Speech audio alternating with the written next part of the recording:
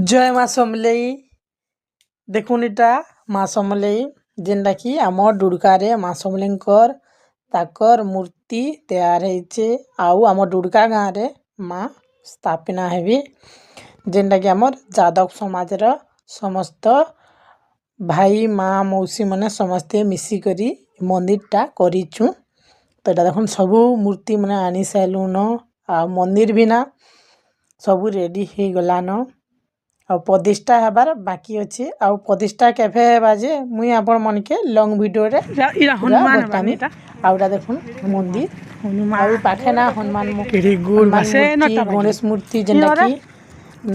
15 foot रो बना जीवा आ प्रतिष्ठा बेले समस्त एबे मुई तारीख बतामी हमर जादव समाज रो केन केन भाई बहन माने देखुचन जे प्लीज कमेंट करी करी मते जनाबे समस्ते कमेंट कराबे आमर आसर पासर जे भी अछन कमेंट करबे आ से मन के ना दिल से पूरा निमंत्रण देनी जे हमर प्रतिष्ठा है आसबी। तो एटा देखुन हमर मंदिर एटा तो मैं आधा दूरटा जे जे देखुचे जे न कि माँ समलेई सेटा ने विराजमान हुए। एटा देखुन मंदिर बाकी ना 2 मास रहला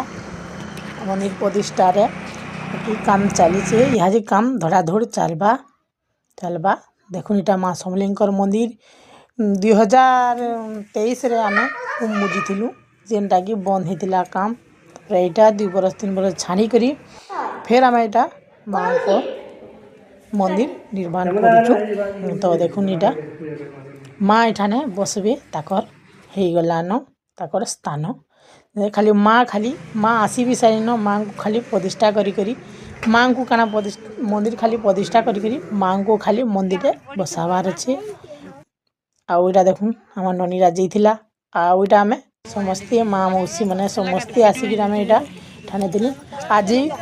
पहला भिक्षा दान मागी जिमु जेनटा कि जान रे सुजी छे से तापर घरु ही नेमु हमर जायक समाज रो घरु नेमु आउ सेनु तापर आमे गाँ गाँ मागी जिमु जेनटा कि हमर तो एकला किछि निहे करबा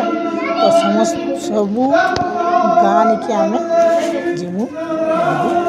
तो जय माँ समलेई चलुन।